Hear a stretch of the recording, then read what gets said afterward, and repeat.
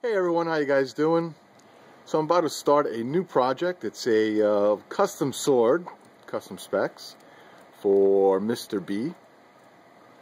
I've got what is it, a 5/16 inch piece of steel, S7. I got it from, where did I get it? Online Metals.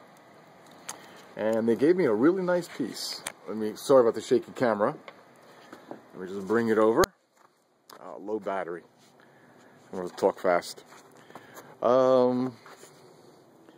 It's going to have the typical Scottish four-circle design, not only on the pommel but as well as the guard, which is not shown here.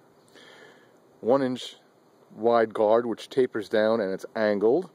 That's where the guard is going to go, held together with 3 pins that make up the dinosaur footprint. The other pins will just be inserted to complete the dinosaur footprint, but 3 should be enough to hold the guard in place. So the guard and the handle and the pommel will be more like a Scottish Claymore, yet the rest of the blade will be more like a broadsword. 3 inch wide with a 1 inch bevel or so. It's going to have a flame rock pattern in the middle, acid dip, and not too sure if I'm making the sides shiny or just probably making this, well, we'll see. It's going to taper down where the grinds meet. That's where the flat is going to end. And then I'm going to convex the rest of it similar to a claymore, and then a pointy tip. The overall length of the steel is 36 inches. So right there it's at the 34 mark, and then there's a 2 inch wide tape measure. And it's about 1 inch wide here, and it's got a very gradual taper to like a 3/4 inch, maybe a little less, and that's about 1.5 inches. Okay, so let's begin. Got myself a new toy, a rigid 15 amp 7 inch angle grinder.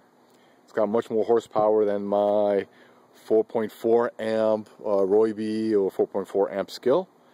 So hopefully this one does nice, straight, clean cuts, and I'm going to need it for this thick stock of steel.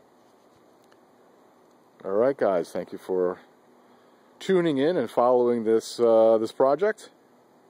I'm pretty excited about it, my first one.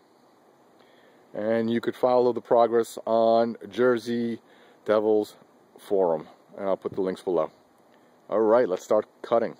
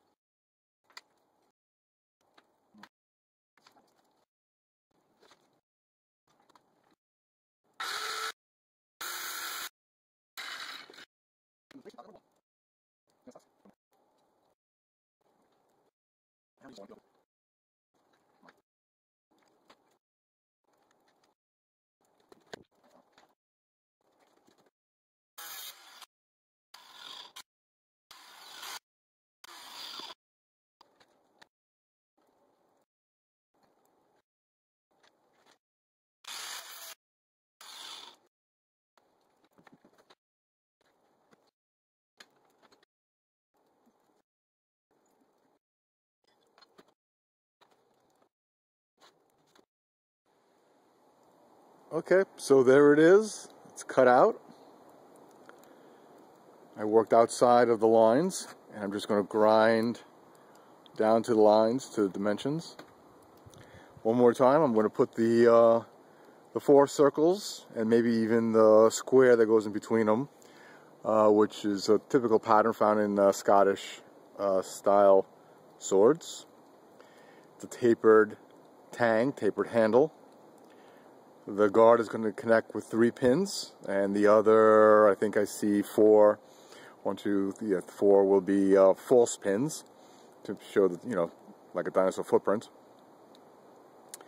There's going to be a rock pattern and flame pattern in the middle. 1-inch bevel or so on both sides until they meet in the middle here where it's 2 inches wide. The blade here is 2 inches wide, so they meet.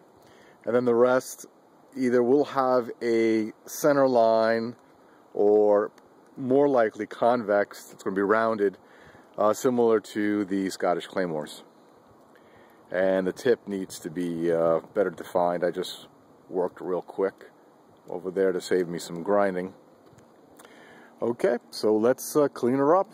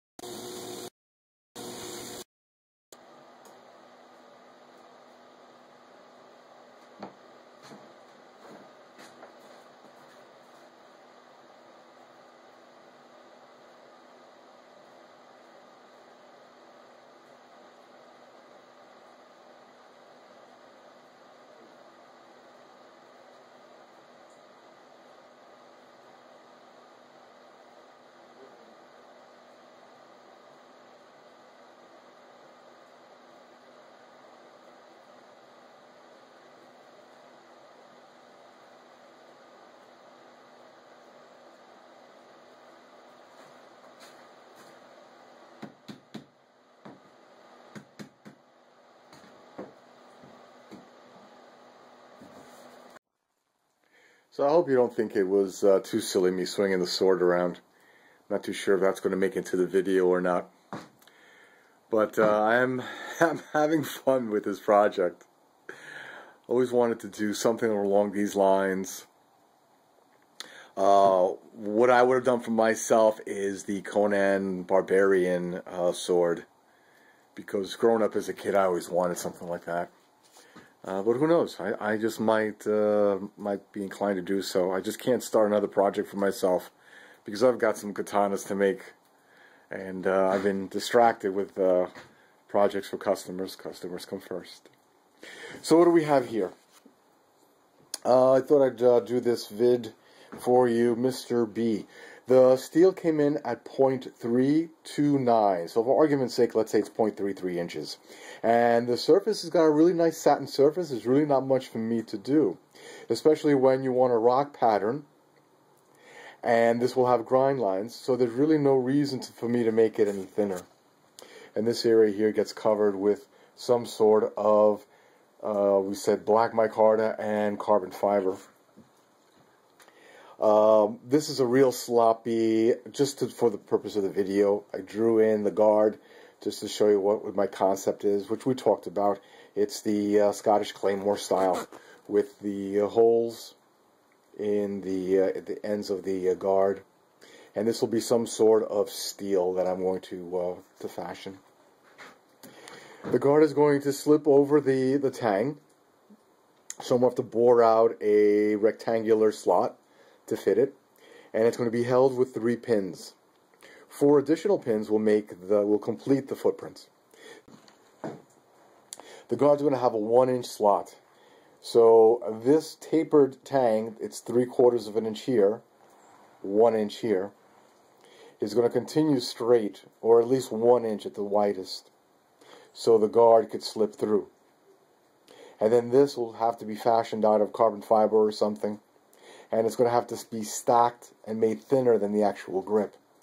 So it's not flat. The whole, wow, it's focusing on my finger now. So the handle and the pommel is not going to be one-dimensional, totally flat. It's going to have to be raised. So I haven't thought about how to create that yet. Whether something gets soldered on, or this is going to be all one-piece carbon fiber, something stacked above it, so it's kind of, you know, thicker in this area, which is what I'm trying to get to. So all this won't be steel. If this is drawn right now as a 1-inch round pommel, inch and a half diameter pommel, and that means the guard won't slip through that. So this will have to be fashioned separately. And we talked about carbon fiber micarta handle with maybe some sort of a rock pattern or some sort of a rounded smooth pattern. At the widest is 3 inches. It's got a 1-inch bevel, 1-inch flat, 1-inch bevel here. So 3 inches up here. It tapers down, maintaining the 1-inch bevel. At this point, it's 2 inches at the widest, so the bevels meet. And then the rest is going to be convexed. And that's typical of a claymore. Convexed. Rounded shoulders over here to the sharp point. And then the angle will be different. This will be flat into a convex. The transition will be smooth. So we talked about flame and rock pattern. So it's going to be rock pattern, acid dip, so you get that darkness in the steel. And then the flame will be, the nail polish will protect the original color coming back. So you'll have the flame pattern within the rock pattern. We have to talk about whether this part here, right down to the tip, is going to be acid dip, so that grayish color. And then I'll put the wheat pattern on the edge. The length of the steel that came in is 36 9/16, so more than 36.5 inches long. Longer than I expected. I asked for 36 and they gave me 36.5. So that's the tip right there. Just want to show you. The tape measures upside down, I apologize. So the end here is 36 9/16. And those are 42, 41, 42 inch katanas, just to show you. And we talked about the thickness. So this is going to be a fun project, something I wanted to do for myself, but I just got so many other things to do for customers, other things to do for myself. And oh, it's going to be so much fun to handle this and play with this as I go along. This is going to be fun. So this is where I am at now.